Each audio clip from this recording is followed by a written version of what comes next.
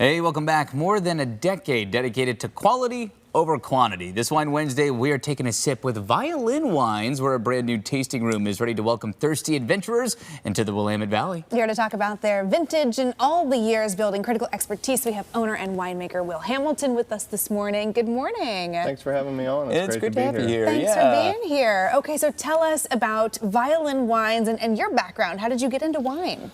Gosh, I was a restaurant guy and started doing wine production out here in 2005. So I've now had 20 plus years of winemaking in the Willamette Valley, and this is the only place we've done it, so it's very much kind of in our blood at this point. Yeah. I thought you were going to tell us that you were first chair in your high school symphony orchestra. Where does violin come in? I played clarinet. Did you? I did, okay, yeah. okay. But I've always loved music, and the F-hole image is really an icon for our brand, something more about imagery and, you know, sort of some of those parallels. We use it as sort of a way to catch people's eye with what we do and try to talk about place when it comes to the wine. You use a lot of musical description, I feel like, when you talk about wines too, trying to find, you know, good balance in a wine and harmony in the glass and all that kind of stuff. That's been my experience. A lot of the same nomenclature, you know, obviously there's a subjective enjoyment thing, there's a universal kind of human experience thing, and so in that way the brand kind of definitely leans into it, but we try not to get too kitschy with it, and, you know, like I said, really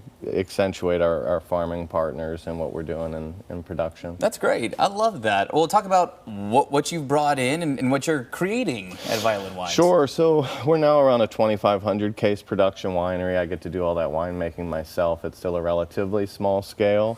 Roughly 80% of that's Pinot Noir, and we make two, quote, appellation wines. So we have wines that we blend from multiple vineyards in our Willamette Valley Pinot Noir and Willamette Valley Chardonnay, and then we do a Polk County Cuvée, which is kind of a cheeky name because the southern Eola Hills are in Polk County, so they're our oldest vine selections that we blend really our best sites to make that wine. And then the other 9 or 10 SKUs that we produce are all vineyard specific or vineyard designate wines. So the complexion of our brand is based around really showcasing individual sites. Fun. Very cool. Yeah, it is. Well, you get to explore all of those now in a new tasting space. Tell us about this new tasting room. So finally we have our own home. We've been sharing wineries for the last 12 years, really. In 2024, we took over what used to be known as the Hidden Springs Winery, which is a former prune drying plant on the crest of the Eola Hills. Gorgeous space in the what I call the island in the sky.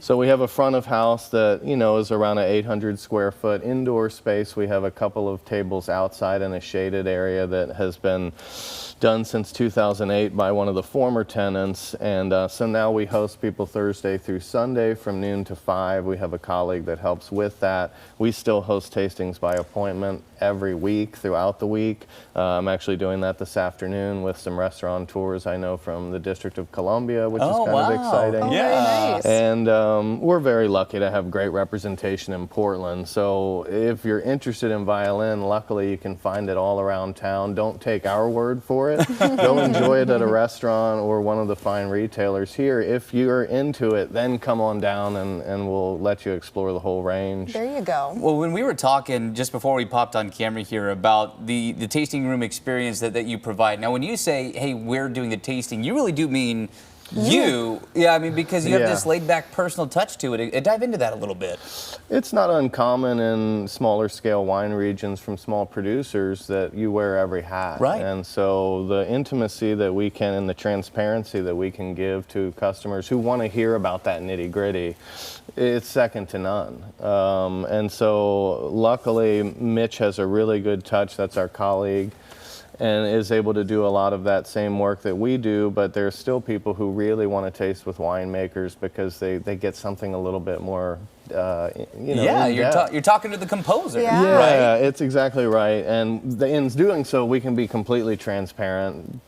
You know, I don't ever have to prepare anything. We can kind of let that be guided by the interests of the customer. And, you know, these take an hour and a half. They used to. Now they seem to take 2 hours. And my wife's like, what are you doing up there with these people, Talking and it's just sipping. blah, blah, blah. I know. But that's kind of the joy of wine is that you can, you know, make friends immediately. And it's funny how a whole day can kind of just, you know, fly by like that in wine country. It does have an effect as well. does. The wine. Well, hey, you mentioned, well, yeah, the wine too. You mentioned your wife. You are a bit of a power couple running this brand. Your wife's an attorney in the trade who also helps with the business? My wife used to work at Perkins Coie, and when I quit my day job, which I did technical sales on the enological side with wineries all over the Northwest, Gotcha. I had already started Violin, so I quit my day job, and she was like, I'm going to quit my day job too, and now runs her own private practice doing contract work.